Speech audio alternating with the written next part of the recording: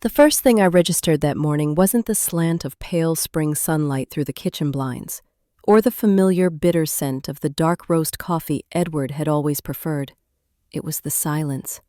Not a peaceful silence, but a heavy, pressing void that felt like a weight on my chest.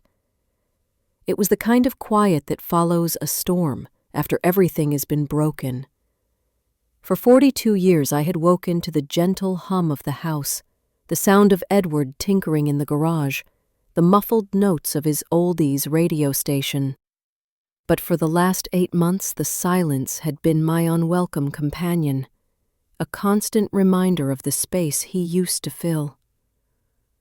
I was 66 years old, a wife for 42 of them, and now a widow. I carried that word around like a stone in my pocket, heavy and cold. From my kitchen window looking out over the dew-kissed lawn, my eyes fell on the garage. The door was wide open. My breath caught in my throat, and the porcelain of my coffee mug felt slick in my suddenly numb fingers. My heart didn't just sink. It plummeted, a sickening freefall into a pit of dread. For 2 decades, ever since he'd finished the restoration, that door had been secured every single night. Edward used to joke that his 1967 Shelby GT500 slept more soundly than we did, tucked away under its custom cover, safe from the world. But Edward was gone, and the open door felt like a violation, a wound torn open in the heart of our home. I set my cup down on the granite countertop, the clink echoing unnaturally in the stillness. Slipping my worn leather slippers on, I walked through the house that felt both intimately familiar and chillingly alien without him. The air on the back porch was cool and soft, the kind of perfect spring morning he would have loved. He would have stood right here, coffee in hand, and commented on the crispness of the air, the way the light was hitting the oak tree in the yard. The thought was so clear I almost expected to turn and see him there, smiling his slow, easy smile. My slippers brushed against the cool, rough concrete of the driveway as I stepped into the garage. Empty. The word doesn't do justice to the feeling. It was a cavern, a hollowed-out piece of my life. The large, dark oil stain on the floor, a familiar map of the car's underbelly, was still there, a ghost of what should have been. But the car itself, the gleaming burgundy metal and polished chrome that held so much of my husband's heart and soul, was gone. So was the comforting scent of leather, wax, and motor oil that always clung to the air in here. The hum of his old radio, the neatly arranged tools on the pegboard, each with its own black marker outline he'd painstakingly drawn. They all felt like relics in a desecrated tomb. It felt like the last tangible piece of him had been stolen from me in the dead of night. And the grief I had been carefully managing for 8 months came roaring back, fresh and raw. I was still standing there, wrapped in a cold I couldn't shake, when a sleek black SUV pulled into the driveway. My son Caleb stepped out from the driver's side. His wife Tessa emerged from the passenger seat, moving with the practiced grace that always seemed just a little too perfect. Even from a distance of 20 feet, I could feel the tension radiating from them. It was in the way Caleb wouldn't meet my eyes, his gaze fixed on a crack in the driveway. It was in the way Tessa stood a little too tall, her posture rigid, a pair of oversized sunglasses hiding whatever her expression might have been. A knot of ice formed in my stomach. "Mom," Caleb started, his voice strained as he walked towards me. He stopped a few feet away, as if there was an invisible wall between us. I need to tell you something." My voice came out flat, devoid of the emotion churning inside me. "Where's the car, Caleb?" He flinched, a barely perceptible tightening around his eyes. He shuffled his feet and finally looked at the ground, at the oil stain where his father's legacy used to rest. "I sold it." The words didn't register at first. They were just sounds hanging in the cool morning air. Then they crashed over me, a wave of ice water that stole my breath and left me gasping. "You did what?" My own voice sounded distant, a stranger's whisper. He finally looked at me, and his eyes were a mixture of guilt and a stubborn defensiveness I knew all too well. "I sold it yesterday. We needed the money. Tessa's trip to Paris, it's a huge opportunity for her art gallery, Mom. It's important. I couldn't let her down." I stared at him, my mind struggling to connect the son I raised with the man standing before me. The man who had just sold his father's heart for a trip to Paris. "That was your father's car." The words were a scream in my head, but I couldn't force them past my lips. He spent half his life bringing it back from a rusted shell. He poured his blood, his sweat, and his love into every single bolt. It was his masterpiece. It was supposed to be for you. Tessa finally glided forward, removing her sunglasses. Her eyes were sympathetic, but it was a practiced, shallow sympathy that didn't reach their depths. "Joanna," she said, her voice soft and reasonable, the tone one might use with a confused child. "Edward's gone. It's just a car. It was just sitting here, collecting dust. It's better this way, to have it serve a purpose for the living." Just a car. The phrase ricocheted around the empty space, mocking the memories. I looked back at the garage, at the workbench where Edward's journal still lay open to the last page he'd written in, his neat script detailing a minor adjustment to the carburetor. I saw the faint outlines on the wall where his tools used to hang. I could almost hear the echo of his laughter, the frustration in his curses when a part wouldn't fit. I felt the sting of betrayal, and the crushing weight of grief twist together into something sharp and ugly inside me. I didn't cry. The shock was too deep, the wound too fresh for tears. Not yet. I just turned my back on them, on my son and the woman who had somehow convinced him that a memory could be sold. "You had no right," I whispered, the words barely audible, and walked back toward the house, the silence I'd woken up to now feeling like a suffocating shroud. I closed the door behind me, shutting them out, and leaned against it, finally letting the tremors take over my body. The phone rang early the next morning, its shrill cry cutting through the oppressive stillness of the kitchen. I had been sitting at the table since sunrise, staring into a cold cup of coffee, replaying yesterday's scene over and over in my mind. The betrayal felt physical, a sickness in the pit of my stomach. I almost didn't answer. The thought of talking to anyone, of having to put on a brave face or explain the fresh new crack in my world, felt impossible. But some instinct, some faint whisper of Edward's practicality urged me to pick it up. "Mrs. Foster?" a man's voice asked. It was calm and professional. "My name is Tom Garner from Garner Classics. I believe I have your husband's car." For a moment, I couldn't breathe. The air locked in my lungs. I gripped the edge of the counter, my knuckles turning white. "My husband, Edward Shelby?" I managed to choke out, my voice raspy. "Yes, ma'am. That's the one," he said. "Your son brought it in yesterday to sell." I think you should come by the shop. There's something you need to see. Something your husband wanted you to know." My heart, which I thought had shattered, started pounding a frantic, hopeful rhythm against my ribs. What could he possibly mean? What did Edward want me to know? The question swirled in my head, a dizzying tempest of confusion and a tiny, flickering flame of hope. I grabbed my coat and keys, my hands trembling so badly I could barely fit the key into the ignition of my own sensible sedan. The drive across town was a blur.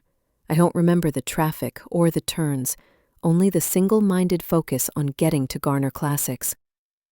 The shop sat at the end of an industrial street, a clean, modern building that stood out from the surrounding warehouses. Rows of restored classic cars gleamed behind the spotless plate glass windows, monuments of metal and memory. A man who looked to be in his 60s was waiting by the door. He was tall, with a full head of silver-gray hair and a solemn, kind expression on his face. He watched me pull in as if he'd been expecting me. "You must be Tom," I said, my voice shaking slightly as I got out of the car. He nodded, offering a small, sad smile. "And you must be Joanna. Edward talked about you all the time." I frowned, my confusion deepening. "You knew my husband?" Tom's smile became a little more genuine. "He saved me once," he said, his voice laced with a deep, quiet gratitude. 25 years ago, I was in a bad way. About to lose everything. This garage, my house, the works. The banks wouldn't touch me. Edward, he barely knew me then, just a guy who sold him a rare part once or twice. But he heard I was in trouble, and he walked into the bank and co-signed my loan, no questions asked. I paid him back every cent, of course, but it wasn't about the money. I never forgot what he did. He led me through the pristine workshop, the air thick with the clean smell of polish and oil. And then we stopped. There, under the bright showroom lights, sat the Shelby. My breath caught in my chest. It was immaculate, its burgundy paint so deep it looked like wet velvet. It was so painfully beautiful, so perfectly him. It was like he had just finished polishing it yesterday. Tom turned to me, his expression serious now. 2 years ago, Edward came to see me. He seemed worried. He asked me to install a small, hidden compartment behind the radio console. He said it was just for you, a sort of insurance policy, in case something happened to him. He walked over to the car, opened the passenger door, and leaned in. He pressed a nearly invisible seam on the edge of the wood-paneled dashboard, and a small section clicked open with a soft mechanical sound. Inside, nestled in a velvet-lined cavity, was a thick, sealed envelope with my name, Joanna, written on it in his familiar, steady script. Beside it was a manila folder, bulging with papers, and a small, ornate brass key. Tom stepped back quietly, giving me space. He made me promise that if anyone but you ever tried to sell me this car, I was to hold it and call you immediately, he said. He told me, when the time comes, Joanna will know what to do. And just like that, the crushing weight of Caleb's betrayal was pierced by a ray of impossible light. Edward. Even from beyond the grave, my husband had been watching over me, trying to protect me. I didn't know from what, but a cold certainty washed over me. This was no accident. This was a message. I sat in my own car in the parking lot of Garner Classics, the envelope trembling in my hands. The world outside seemed to fade away.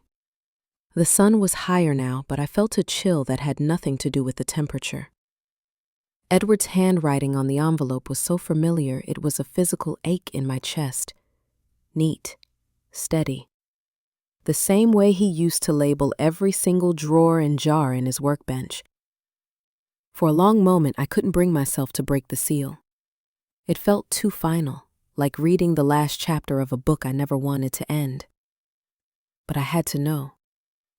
With a deep, shuddering breath, I tore it open. The letter inside was several pages long, filled with his precise, slightly slanted handwriting. Joanna, it began, my love, if you are reading this, then I am gone, and my worst fears have come to pass. I am so sorry for the secrets I am about to share, but I couldn't risk telling you while I was still here. I had to be absolutely sure, and I had to protect you from the fallout until it was unavoidable. I've been investigating Tessa for over a year. I stopped reading, the words blurring. I read them again, and then a third time. Investigating Tessa? My daughter-in-law? The charming, sophisticated woman who had captivated my son? The idea was preposterous. Edward had been sick for the last 2 years of his life. He was tired, often in pain. Where would he have found the energy for an investigation?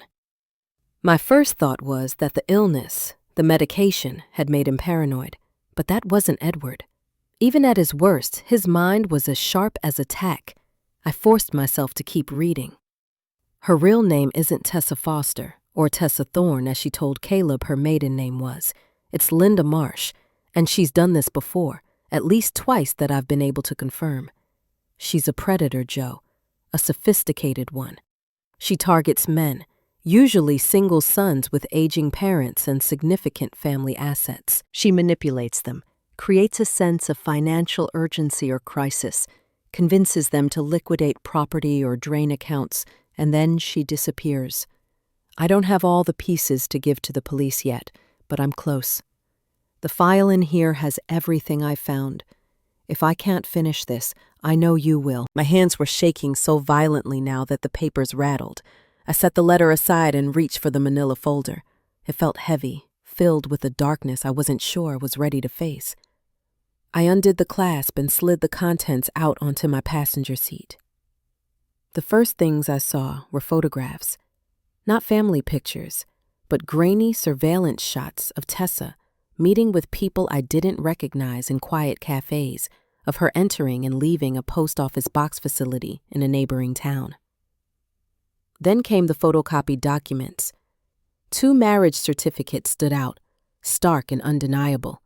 The first was from Phoenix, Arizona, dated 2018, Linda Marsh and Mark Weston.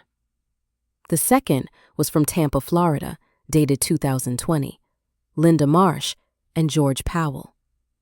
On the back of each copy, Edward had written notes. Mark Weston, mother's house sold for elder care. Money vanished. George Powell, father's business sold for investment opportunity. Money vanished. Next were a series of newspaper clippings, printed from online archives. Local business owner defrauded by new spouse. Family loses life savings after suspicious home sale. Police warn of sweetheart scammer targeting grieving families. Every story, from different cities and different years, followed the same chilling pattern. A new identity, a whirlwind romance with a vulnerable man, a sudden financial transaction involving a family asset, and then a disappearance, leaving devastation in her wake. I pressed a trembling hand over my mouth, a wave of nausea rolling through me. Edward had been dying. He'd been dealing with doctors, with pain, with the knowledge that his time with us was running out.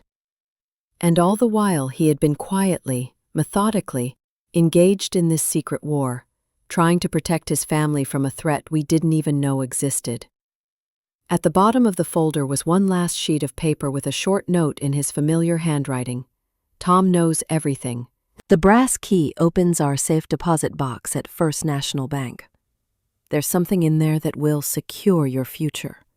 Protect Caleb, Joe. He's a good man, but his heart is an open book, and she knows how to read every page.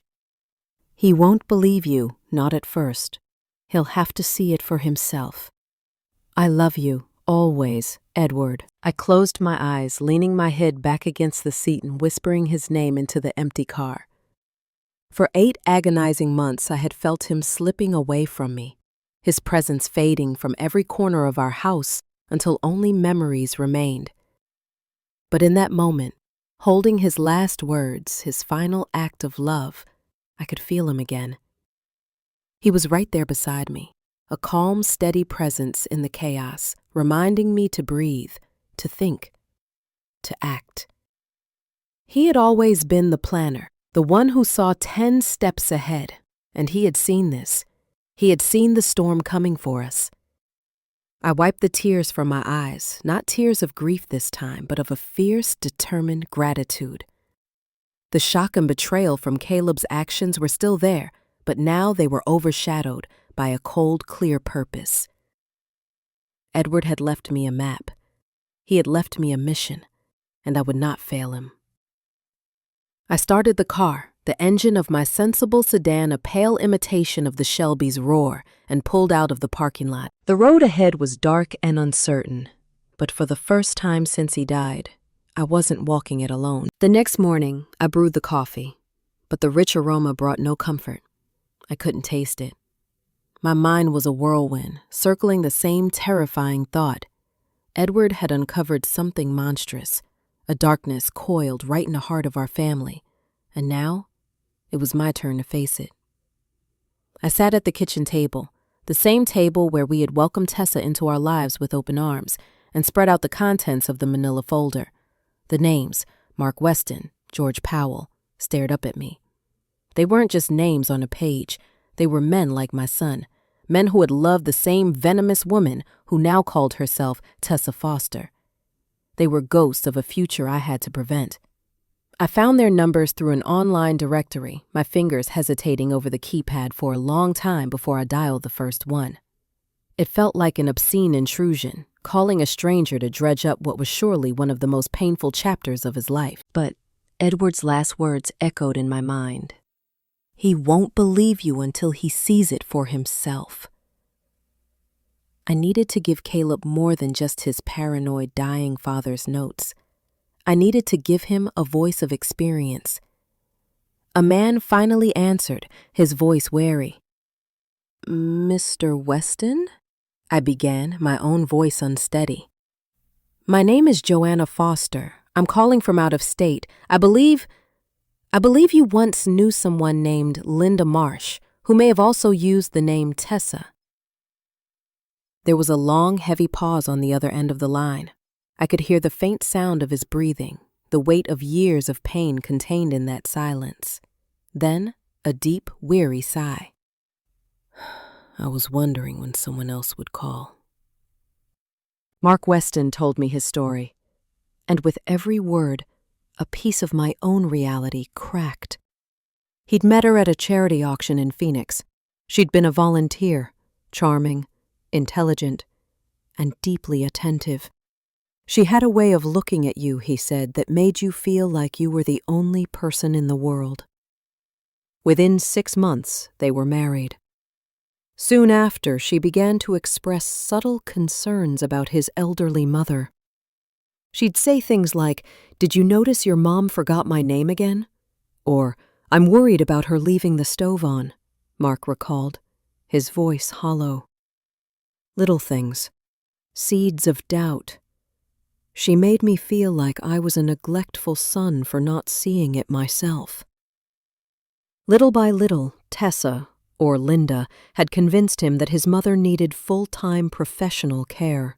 She found this exclusive, high-end facility, he said quietly, the shame still raw in his voice. Told me it was the best in the state. Of course, it cost a fortune. The only way we could afford it was to sell my mom's house, the house I grew up in. So I did. Tessa handled the sale, the finances, everything. She moved my mother into the facility, and 2 weeks later she was gone. Vanished.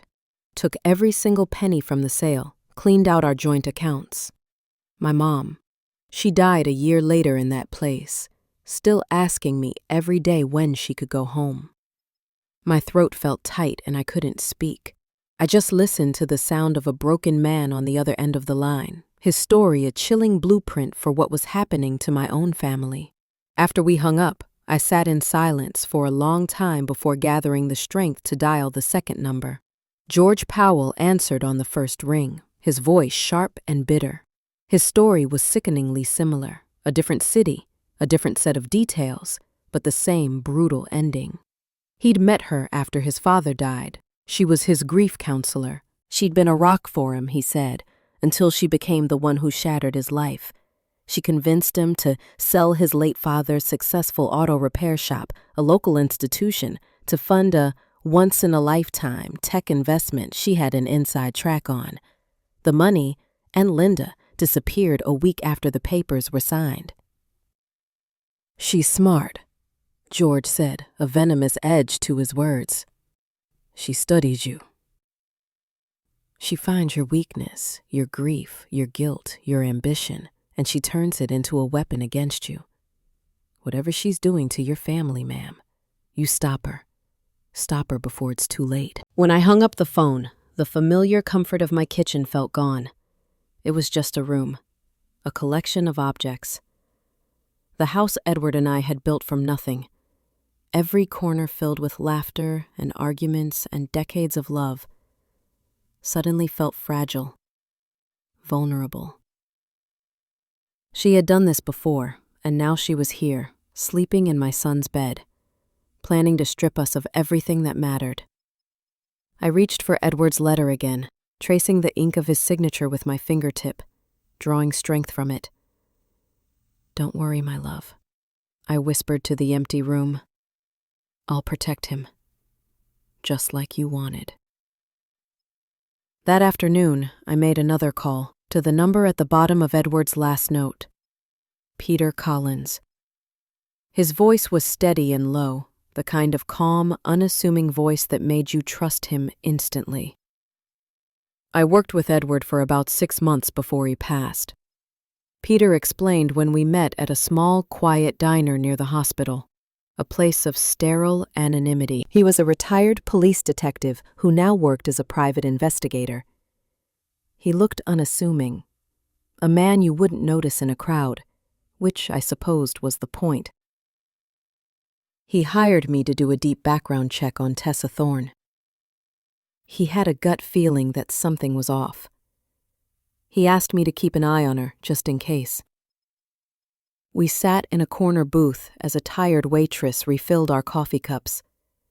Peter opened a worn spiral notebook filled with details, dates, places, patterns of behavior. "She follows the same routine," he explained, tapping a page with his pen. "First, she builds debt. Luxury trips, designer clothes, expensive dinners, all charged to joint credit cards. It creates a subconscious pressure on the husband, makes him feel responsible for a lifestyle he can't quite afford. That's the Paris trip, step 1. I felt a chill run down my spine. Then, he continued, his eyes meeting mine, she plants small seeds of doubt about the parent. Mentions forgetfulness, fatigue, confusion. She frames it as concern, as love. She'll suggest that managing the family home or finances is becoming too much. Eventually, she convinces the son that selling a major asset, the house, a business, a valuable collector's item, is the only compassionate and responsible thing to do. By the time they realize what's happened, she's laundered the money and is long gone, with a new identity in a new city. He closed the notebook. And with Caleb, she's setting the stage. After this Paris trip, she'll start in on your health. My advice? Don't confront her. Not yet. Let her believe you're the grieving, slightly confused mother-in-law she thinks you are. We need more concrete proof that ties Linda Marsh to Tessa Foster right here, right now. When I got home, the house felt like a stage, and I was an actor in a play I didn't want to be in. I took out a fresh notebook and began my own journal. I would be meticulous, just like Edward. I wrote down everything, every conversation, every casual comment from Tessa that now seemed loaded with hidden meaning. 2 weeks later, they came for Sunday dinner. I made roast chicken and mashed potatoes, Caleb's favorite since he was a boy. We sat together at the same oak table Edward had built with his own 2 hands. For the first half hour, the conversation was painfully polite, almost warm. Caleb talked about work. I asked about their garden. Then, as I was clearing the plates, Tessa said it, her tone light and breezy. "Joanna, did you remember to turn the stove off earlier? I thought I smelled something burning for a second." Her voice was casual, but her eyes, when they flicked to Caleb, were watching me carefully. "I turned it off, Tessa," I replied, my voice perfectly even. "You must have imagined it." She smiled. A bright artificial thing. Oh, probably. Maybe I'm the one who's getting forgetful. I just worry sometimes. It's a big house for one person. It can be a lot to manage. Caleb nodded absently, engrossed in his phone. Mom, she has a point. We do worry. I forced a smile, but my hand tightened around the fork in my hand until my knuckles ached. When they finally left, I walked straight to my notebook, my hand shaking with a cold fury. I wrote down the date, the time, and her exact words. The performance had begun. But this time, I would be the one taking notes. Another week passed, and the lies were growing thicker each day, like toxic vines creeping through the foundation of my home, choking the air. Tessa's casual concerns became more frequent. She'd find my car keys in the refrigerator. She'd call Caleb to say I'd missed a lunch date we'd never made. She was building her case against my competence, brick by insidious brick, and I could see the worry taking root in Caleb's eyes. He started calling more often, his questions tinged with an anxiety that wasn't there before. Are you eating enough, Mom? Are you sure you're feeling okay? If I waited any longer, she would strangle what little trust Caleb and I still had left. It was time. I called him one morning, my heart pounding a nervous rhythm against my ribs. Caleb, can you come by after work? I found something your father left for you. Something he wanted you to see. He hesitated. I could hear the faint sound of Tessa's voice in the background. Tessa and I usually have dinner around 6, Mom. This is important, son, I said, my voice firm but steady. Please, just you. There was a long silence on the line, and for a terrifying moment I thought he would refuse. Then, a quiet, resigned sigh. All right, Mom, I'll be there. That afternoon, I prepared the kitchen table like a general preparing for a final, desperate battle. I set everything out in a precise, undeniable order. Edward's letter at the center, the photographs of Tessa's secret meetings, the photocopied marriage certificates of Linda Marsh, the newspaper clippings, the thick folder of Peter Collins's investigative notes. It was a mosaic of deceit, a testament to my husband's final, desperate act of love. When Caleb walked in through the back door, he stopped short, his eyes taking in the display. He froze, his easygoing demeanor vanishing, replaced by a guarded, defensive stiffness. Mom, what is all this? I didn't get up. I simply motioned to the chair opposite me, the one Edward used to sit in. Sit down, Caleb. It's your father's work. He spent the last year of his life uncovering the truth about the woman you married. His face tightened into a mask of frustration and anger. Not this again. Mom, I know you never really warmed up to her, but this is insane. Dad was sick.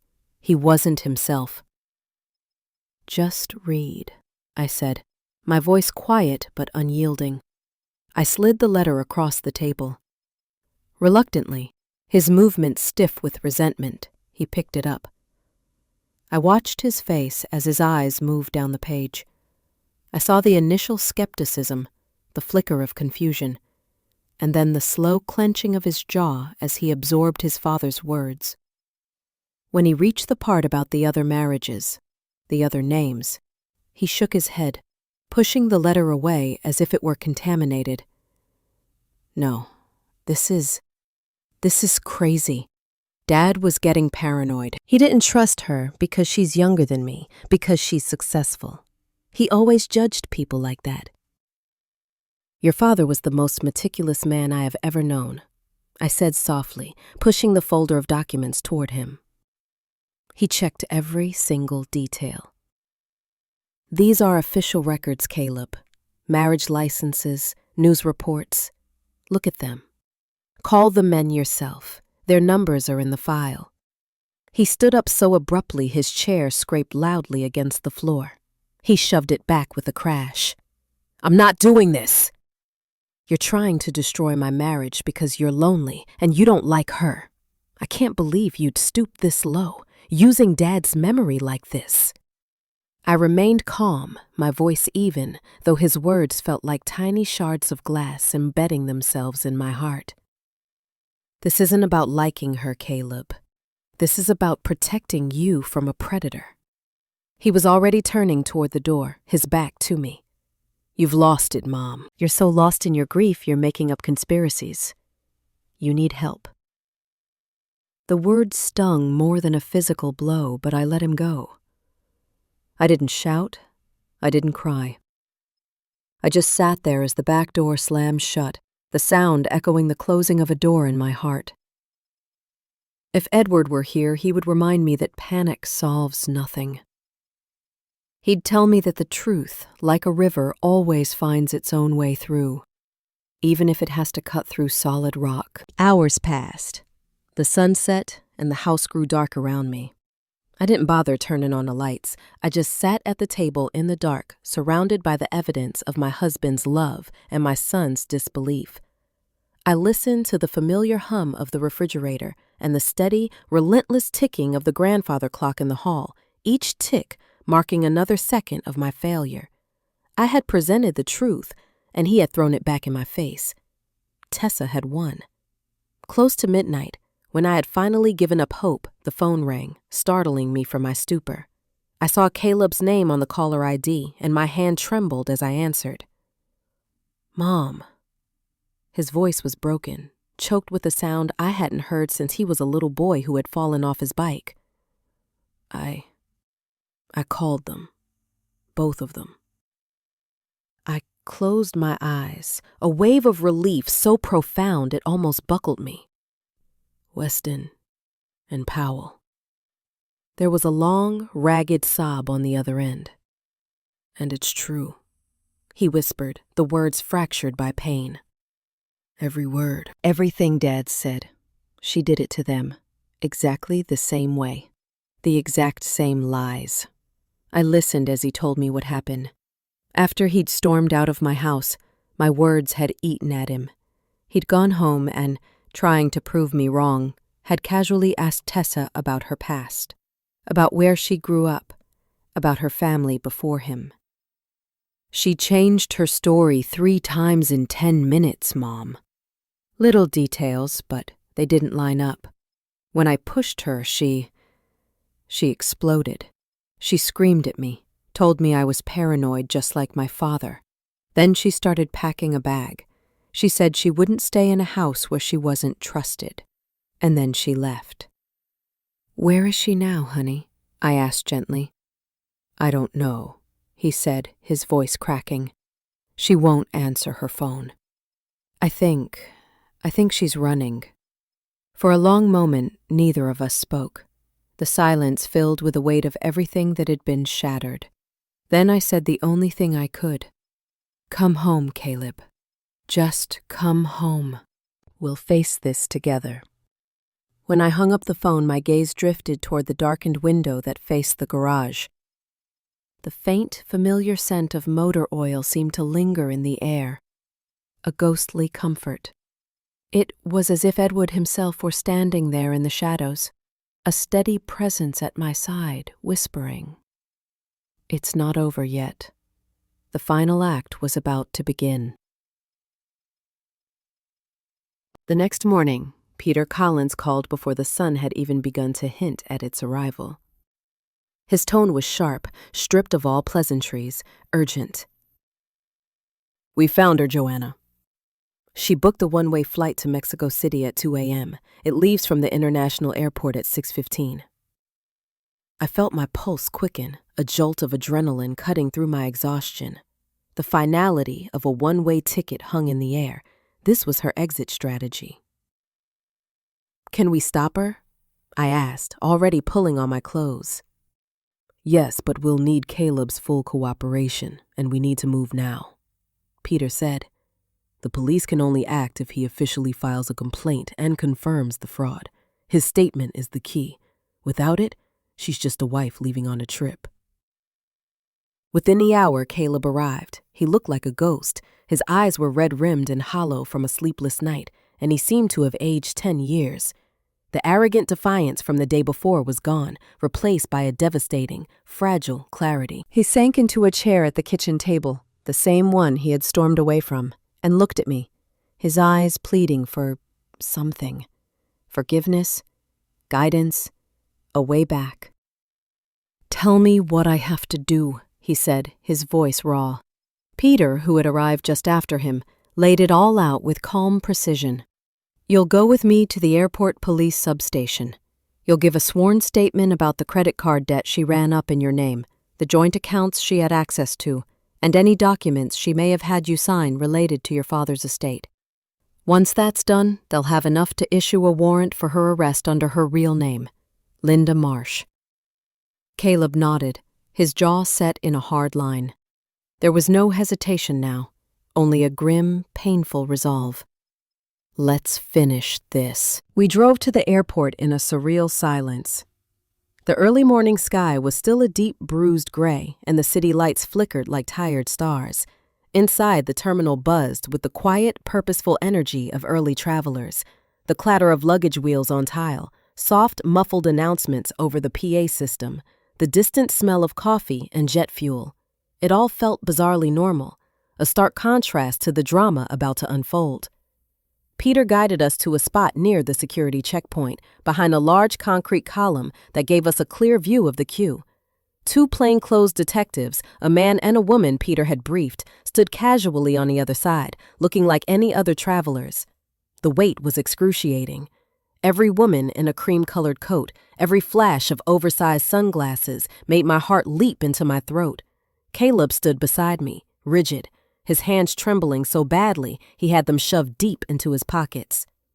At 5:40 a.m., she appeared, Tessa, or Linda. She was wheeling two large, expensive-looking suitcases, dressed in an elegant cream coat, her face obscured by the same sunglasses she'd worn in my driveway. She looked calm, confident, exuding the same air of sophisticated poise she had always used as both a shield and a weapon. Caleb stiffened beside me, a sharp intake of breath. That's her. The detectives moved in smoothly, intercepting her just as she was about to present her ticket. "Ma'am," the male detective said, his voice polite but firm, "we need to speak with you." She turned, and for a fraction of a second her mask slipped. I saw a flash of pure animal panic in her eyes before it was quickly masked by a practiced, charming smile. "Is there a problem, officers?" "We have a warrant for your arrest, Linda Marsh." She laughed, a sound that was sharp and brittle. "You must be mistaken. My name is Tessa Foster. Now, if you'll please step aside, I have a flight to catch."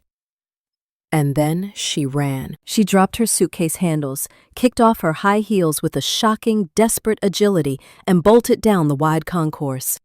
It was over in seconds. A uniformed security guard, alerted by the detectives, tackled her near the massive departures board. People gasped, pulling out their phones to record the spectacle as she was wrestled to the ground. The detectives opened her luggage right there on the terminal floor. Inside were stacks of cash bundled in rubber bands, a fake passport with a new name and photograph, and a sheaf of documents detailing bank accounts in the Cayman Islands. When they had her in handcuffs and were leading her away, she saw us standing by the column. Her face, stripped of all its composure, twisted into a mask of pure fury, her eyes locked on Caleb. "You," she spat, her voice cracking with venom. "You did this to me." Caleb didn't answer. He just looked at her, his expression hollow, as if he were looking at a complete stranger. I stepped forward then, moving out from behind the column, my voice clear and steady in the sudden quiet. "No, Tessa. Edward did. We just finished what he started." And for the first time since I had met her, Linda Marsh had nothing left to say. 2 months later, the courtroom smelled of old wood, floor polish, and stale justice. Linda Marsh, dressed in a standard-issue jumpsuit, sat in handcuffs as the judge read her sentence. 12 years in the federal prison for multiple counts of fraud, identity theft, and interstate financial deception. She didn't look at us once, not even when the bailiff led her away. When it was over, Caleb let out a slow, shaking breath, like he'd been holding it in since the day she'd walked out of his life. Life after the trial felt quieter, softer. The storm had finally passed, but the landscape was forever changed. Caleb moved back into the house, into his old room upstairs. The faded posters of bands from his teenage years were still on the walls, strange, innocent reminders of a simpler time. He started seeing a therapist twice a week. Some days he was talkative, wanting to dissect every lie, every warning sign he'd missed. Other days he was silent, wrapped in the blanket of shame and grief. I didn't push. Healing, I was learning, takes the time it needs. One Saturday morning, a deep, familiar rumble echoed from the driveway. I looked through the kitchen window and froze, my coffee cup halfway to my lips. The Shelby sat there, its burgundy paint gleaming in the bright morning sun, as if it had never left.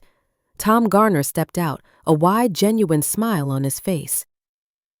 "Thought you might want her back where she belongs," he said, holding out the keys. Caleb came running down the stairs when he heard the sound of that engine. He stopped at the front door, his eyes wide with disbelief and something that looked like reverence. "Mom, is that—" "It's your father's car," I said softly, taking the keys from Tom. Tom put a hand on my shoulder. "Edward built this for you both. It was never meant to leave this family. I was just keeping it safe for him." Caleb walked slowly towards the car, his voice breaking. "I don't deserve it. I sold it for a trip that almost destroyed everything." Tom shook his head. "You were a victim too, son. Edward knew that better than anyone. That's why he did all this. He was protecting you, just as much as he was protecting Joanna." When Tom left, Caleb and I stood together in the garage, the car parked perfectly over its old oil stain. The air smelled the same as it always had: motor oil, leather, and the faint, clean trace of the soap Edward always used. Caleb ran his hand gently along the car's hood, a gesture of both apology and love. "Dad would have been proud of you, Mom," he said quietly. I put my arm around his shoulders. "Of us," I corrected. "He would have been proud of us." Later that week, we began working on the car together. We found Edward's old restoration notes, and page by page we followed his instructions, checking the oil, polishing the chrome, conditioning the worn leather on the seats. It wasn't about the car anymore. It was about reconnecting, about honoring a legacy, about carrying forward the love that Edward had built into every bolt and screw. Every sound of a wrench turning, every hum of the engine firing to life felt like he was still with us, steady, patient, and proud. Spring melted quietly into a warm, hopeful summer. The Shelby gleamed in the garage. A guardian returned to its post.